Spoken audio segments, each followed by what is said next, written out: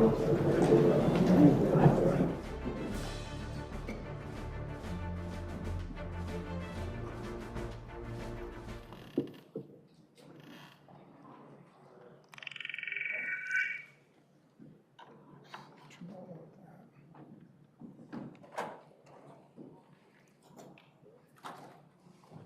morning.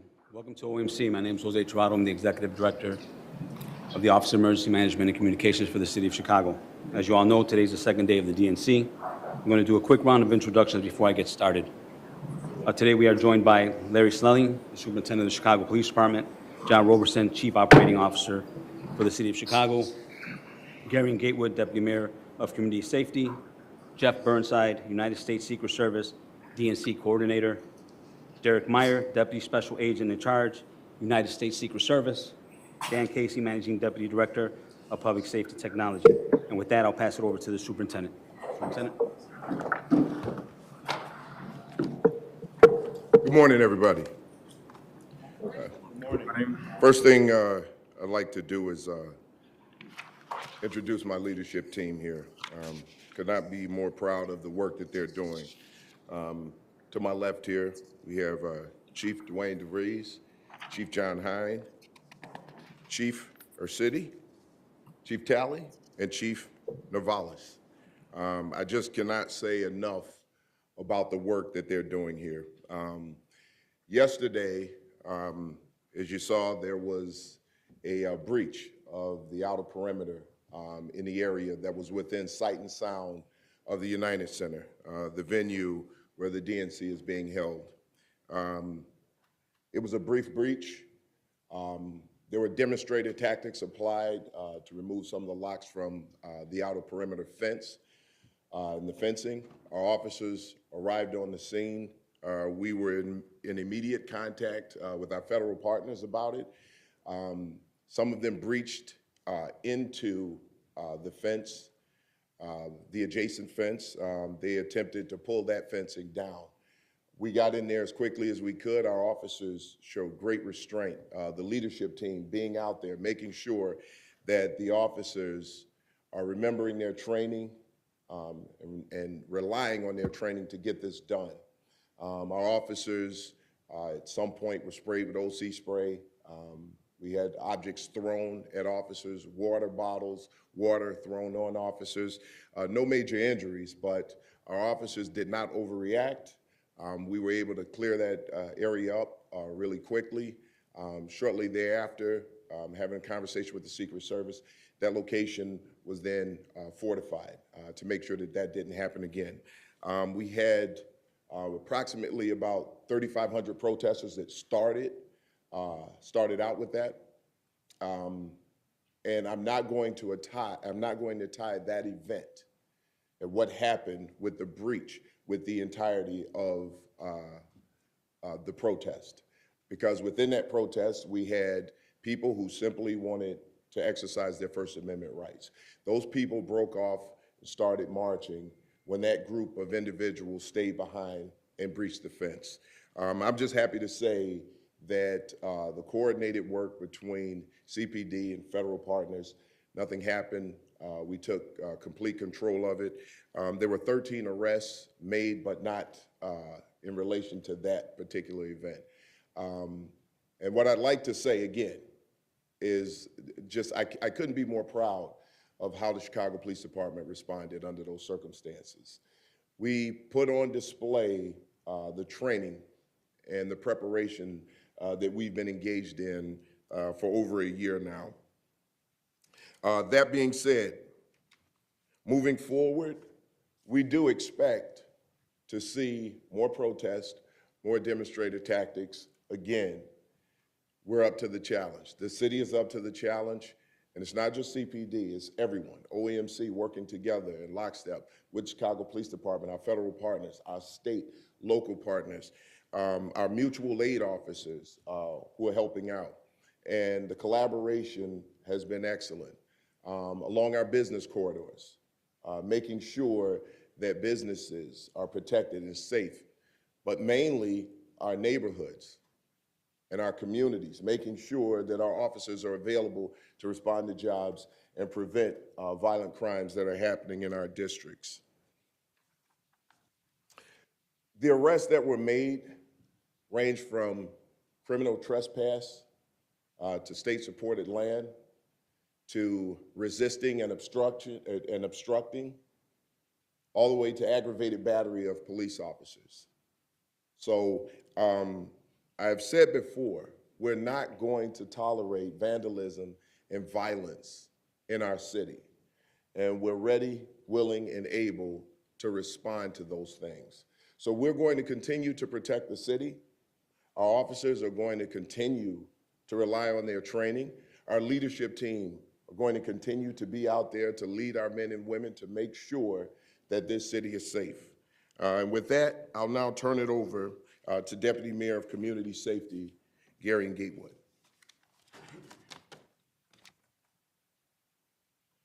Good morning. As the superintendent mentioned, the city is ready. The city has always been ready. This is what we do. We show up for large events and we coordinate. It's not just CPD, OEMC, and our federal partners. Every city agency understands the assignment that we have here, and is to keep our city safe. From any block that you're on to the DNC, it's our responsibility to keep the city safe. As the superintendent also mentioned, we want people to protest and protest peacefully. We welcome that, we invite that, but what we won't have is people who violate that, people who bring violence and people who cause terror. We won't allow that, we've never allowed that, and we won't start today. We're excited about this day of the DNC and all of that comes with it, but also understand that we're here in collaboration and partnership to keep our city safe, to keep our city strong, and continue to move forward. With that, simple enough, we'll pass it back over to Superintendent Snelling so we can open it up for questions. Thank you. Thank you, Deputy Mayor. We'll begin questioning here. Please introduce yourself. Hi, David Struitt, Chicago Sun-Times. Superintendent, the National Lawyers Guild is claiming that two of the protesters from yesterday were hospitalized after being assaulted by police officers. Can you please respond to that? Yeah, it's not being assaulted by police officers. Those police officers responded perfectly, and we've got body cam footage to prove it. They were not hospitalized for injuries. As a police department, anytime we take someone into custody, if they're on medication or they need medication, we make sure they get that. So what we did as a police agency was make sure that they got to the hospital so they could be provided the treatment that they needed when it came to their medication. Good morning, Superintendent. Good morning. Julie Bosman with the New York Times. I have a question about the Behind Enemy Lines protest that's planned for tonight. Yes. Has CPD coordinated with this group at all? Has there been communication? And secondly, what are you expecting from this protest tonight, given that the group has invoked 1968 on their social media? Well, what I can tell you is you never know what to expect from a group like that. But what I can tell you is what I expect from our side, what I expect from our Chicago police officers who are going to be responding to that. And regardless to what they're saying, from the CPD aspect of it, we're going to rely on our training. We're going to stay focused on First Amendment protection, but we're also going to make sure that we protect everyone in this city. It's not one side. We are here to make sure that everyone is safe. And again, we don't have to agree with what one side is saying or what the other side is saying, and they don't have to agree with each other. But what we should be doing is respecting that and respecting people's rights to be protected, number one, and to express their thoughts and opinions. It can't be one-sided. So whatever happens, I can guarantee you this. We're ready to respond and respond in the best way possible. Not at this time, no. Superintendent Snelling, Rob Hughes here with ABC7. Just to piggyback off of that, the nature of yesterday was that it was planned and permitted. Tonight, you may not be as familiar with the plans of those protesters as you just alluded to. will you be prepared to respond with the same number of officers and resources devoted to tonight potentially as what we saw yesterday? So we have our resources on standby all the time, and we can move resources as needed. And these are plans that we've practiced. We've done this through tabletops. We've looked at situations that rapidly evolve. And how do we respond to those things? Well, we've practiced how we're going to respond, how we're going to move assets around if necessary. So we'll assess the situation as it goes along, and we'll be able to move any type of resources or assets that we need to make sure that we keep that situation under wraps. We are prepared. Superintendent Martin Costi, NPR. Can you break down, you said 13 arrests, but they're not all of them are from the incident at the fence. How many were at the fence, and where were the others? You know what? I'm sure we can get that information to you. I don't want to give you any bad information right now, but I know it was at least maybe 10 arrests from that location. But we'll get you the numbers. We'll get you the information. Nick Blumberg, WTTW. The Lawyers Guild also said that 2 of the protesters who were arrested on Sunday were, held for hours without getting a call and weren't allowed to make a private call in violation of CPD policies and the law. Can you respond to that, please? Well, what I can tell you is we have things set up. I'm not familiar with that particular case that you're talking about, but we can also get you information on that. We'll follow up with you. Jason Navarrete, NBC Chicago. We've seen more fencing going up there along the perimeter of where the protests happened yesterday. Obviously, I think you said it was 3,500 protesters that were there.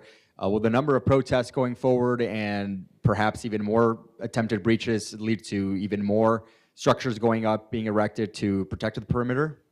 Well, what I can do is have someone from the Secret Service come up and just talk about that for a second. Thank you, Superintendent Stelling. My name is Jeff Burnside. I'm the Secret Service Coordinator for the 2024 DNC.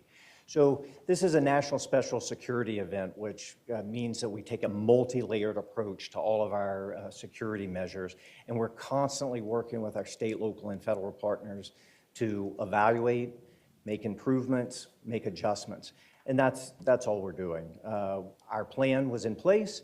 Our plan worked. We're taking some lessons learned and making the necessary adjustments. Thank you. Good morning, Superintendent Carmen Vargas with Univision. Can you explain in detail what are the measures that you are taking to prevent protesters from getting out of control like yesterday? And if you are planning to change your strategy from tonight on? No, there's no need to change our strategies. Listen, we go the direction that we see a protest going. If everybody is exercising their First Amendment rights, it's peaceful, no one is violating the law, there's nothing to change. What we saw yesterday was not a peaceful protest at that location where the fence was breached. It started out peacefully, and those people who were engaging in First Amendment activity peacefully left the park. They left that location. The people who decided that they wanted to commit crimes and vandalism stayed behind. We responded to that event with our officers who were properly trained to deal with the situation. And as a result of it, there was no serious breach that could have been worse had we not been prepared for that. So what we've been training for worked. It worked. And because, listen, we can't account for every situation that could happen, but if we respond to it and we put an end to it before it turns bad, then we've done our jobs. So do we need to change anything? Absolutely not. Our officers responded quickly. They were there in minutes, and they were effective. Just the effectiveness of how our officers responded is what put an end to that situation as quickly as it started. So do we need to change anything? No. Are we looking at things that we can do better? Always. Buenos días, Superintendent. Jorge de Santiago with Telemundo Chicago. How are you? This is a question for your Spanish-speaking officer, Novales. Oficial, ¿podría decirnos de los arrestos y cómo se están preparando para esta noche donde sabemos que van a haber manifestaciones? Sí, sabemos que tuvimos 13 arrestos en el día de ayer. No todos fueron en la área del incidente. Moviéndonos para adelante. Vamos a continuar a hacer las cosas en la misma manera. Entrenamos, planeamos y se vio ayer. Cuando pasó ese incidente, respondimos en la manera que fuimos entrenados y vamos a continuar a hacerlo así. Muchas gracias. Good morning, Superintendent. Good morning. Sam from the Tribune. How are you, Sam? Very well, thank you. Yesterday in the afternoon between approximately noon and 6:30, there were 3 fatal shootings citywide. I'm just curious what kind of conversations you and Chief Hine are having with your 22 district commanders about deploying resources where violence is popping up during this historically violent part of the year here in Chicago. So we have our executive management meetings. As you know, Chief Hine had his hands tied up just a little bit with a small thing yesterday. But I am in constant contact with our area deputy chiefs and our district commanders. And we're having daily conversations about how we're deploying resources, how we're responding to jobs in the area, and everything that we can do to keep down crime. So they're being strategic on how they're deploying their resources within their districts now. Good morning, Superintendent Tarso Veloso with Bloomberg. How are you? Sir, you were seen along with your officers yesterday at the protest. I'm just curious to know, you can talk a little bit about why you attended versus directing the coverage from a remote location. Listen, we ask a lot of our officers. And I can show you some videos of some of the things and the nastiness that they have to endure out there. And we're asking them to be out there on their days off. We're asking them to work extended hours. The least I can do and the least the leadership team can do is be out there with them and show them that we're standing there with them and we're supporting our officers. We're supporting the department. The other thing is, if we want them to respond to the training, we need to be out there to make sure that it's happening. And we have to be out there to reinforce the message. We have to be out there in support of them, explaining to them how this is going to be effective. We have a very young department, and a lot of times these officers just need leadership. They need some guidance, right? They're great human beings, and we cannot forget about the human element of these officers out there and the things that they're facing, the things that they're hearing, seeing on a daily basis from a lot of the protest groups. There's a lot of hate-filled rhetoric that's being thrown at them, and the physical attacks. So it's a better message if I'm out there with these officers and standing side by side and letting them know that we're there in support of them. So the one thing that has to be understood, my leadership style is these officers do not work for me. I work for them. My job is to make sure that everyone within this department has what they need to succeed. Now, am I steering the ship? Absolutely. But if we're not taking care of our team, then we're failing. And that's why you saw such a great response, because it was a top-down leadership effort to make sure that our officers are responding the way they need to. Good morning, Mac Lederman with Block Club Chicago. We were over at Park 578, which I think needs a new name at this point because it's too hard to say. But can you describe, it obviously looks a little different than it did yesterday. So can you describe exactly the additions that were made to the security fence where the breach occurred? You know what, I can have the Secret Service talk a little bit about that. So what I can tell you is that the Secret Service, working with our partners in the Chicago Police Department and other state, local, and federal partners, has looked at that area. We've made repairs to the existing fence, and then we've made augmentations in areas that we felt were necessary. It's just an adjustment as these national special security events happen that we make routinely. Well, I don't want to get into our specific means and methods for operational security reasons. Next question. Good morning, Leah Skeen with AP. I was wondering if you could clarify what happened with the buses of delegates being delayed yesterday and whether that was because of protest and police activity. Derek, you want to, or, sorry. So there were some very unfortunate delays with delegate buses entering the DNC. There was a cascading effect. There was a bus accident, very minor accident, followed by a mechanical failure that closed one of our entrances, and that compounded traffic delays. We are working to make adjustments to our routes. We are working to make adjustments on our timing for that. Thank you. No. Oh, thank you. And just a quick question for Secret Service first. Megan Hickey, CBS News, Chicago. Sorry, a quick question for Secret Service, if that's okay. Having to do with the complaints about very long lines getting into the United Center. What are you hoping to change today to get people in more quickly? So we're working with our partners at the DNCC to make sure that the resources that are necessary to reduce those lines. So there's a kind of a two-layered approach to the access control. The Secret Service is responsible for screening the individuals, but the DNCC is responsible for making sure that those are the people that are admitted. So they're bringing in some additional resources, and so are we. Again, it's a 4-day national special security event, and so on day one, we understand that we're going to have to make some adjustments, and we're prepared to do that. And if you don't mind, just a quick question for Superintendent Snelling as well. We did speak with 2 protesters, or I guess arrestees, who said they weren't involved in the fence breach, they were in the wrong place at the wrong time. Do you have body camera video of every arrest, and what role does that type of evidence play? Yes, we do. And sometimes being in the wrong place at the wrong time is indicative of the choices that you make to engage in criminal activity.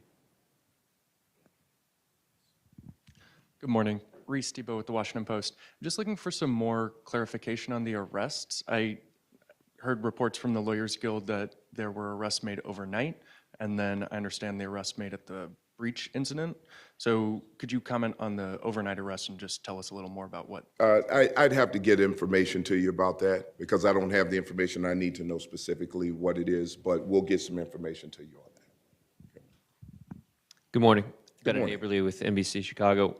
Superintendent, can you respond to the characterization from the National Lawyers Guild that police were aggressive and at times violent with protesters? And then to that end, would you consider releasing some of the body camera footage that you've mentioned? So what I can tell you is this, it's not just the body camera footage that we have.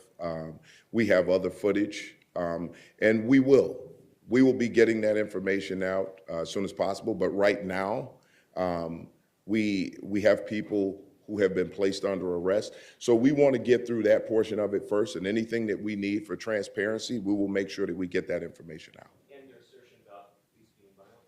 Well, listen, this is something that we've been hearing as a police department for quite some time. And even with the training, and I can tell you this right now, the officers could have used more force in situations yesterday than they actually did. And those officers showed great restraint. So we're always going to have opposition to our response. There are people out there who don't believe we should even exist. So of course, we're going to have those who are going to say that we were too aggressive.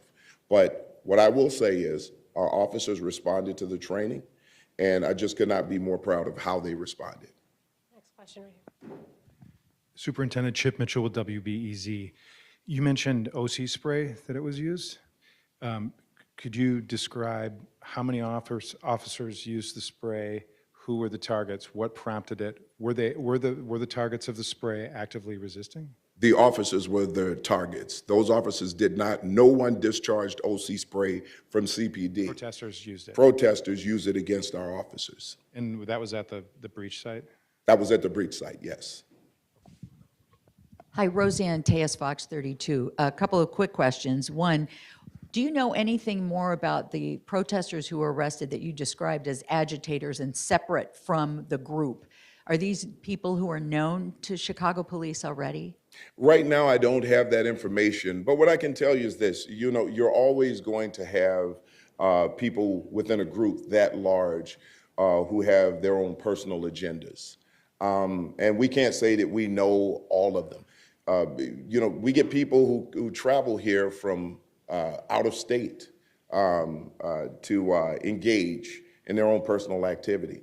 And I'm sure we saw some of that yesterday. So right now, I don't know if these people are known to us, but as we work through this process, we can get information out.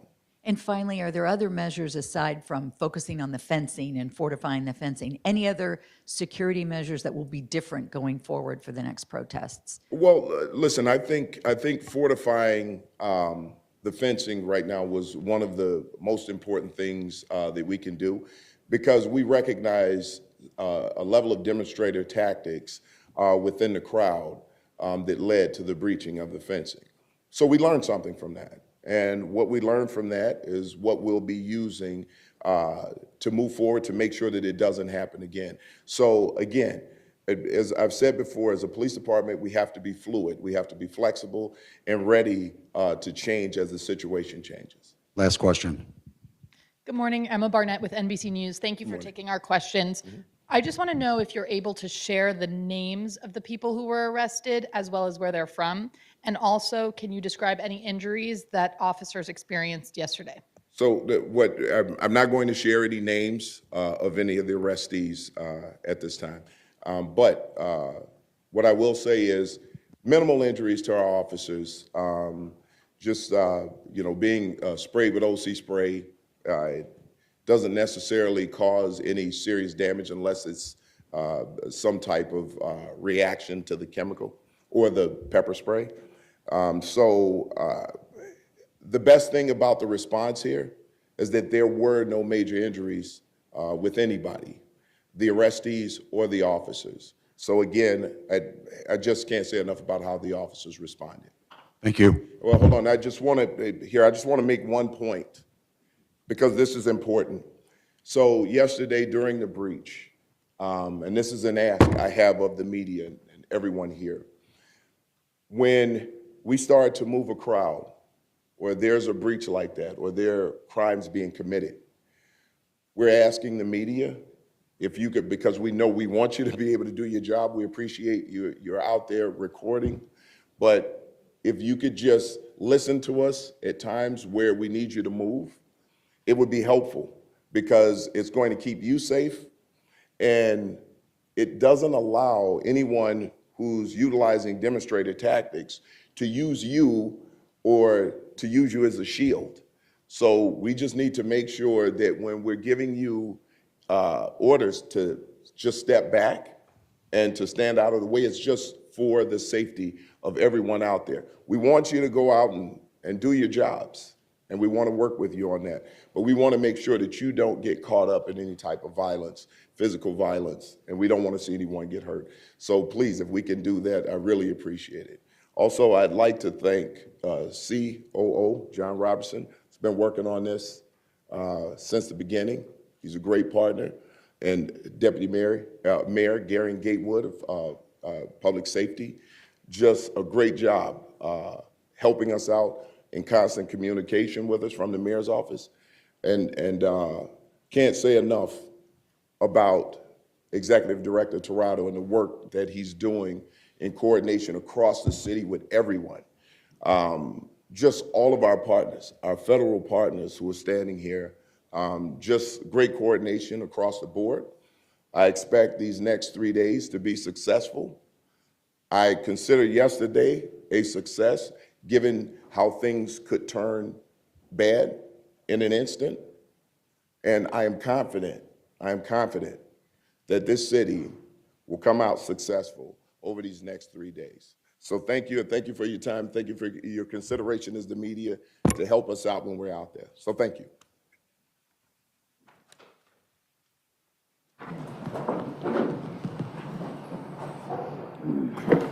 Pop us store and then you got the afternoon. I'm gonna go right in my car right now and then go home and eat some lunch and then do some back on. And then I'm back on the night. Top 7. I'll be down here probably by 6.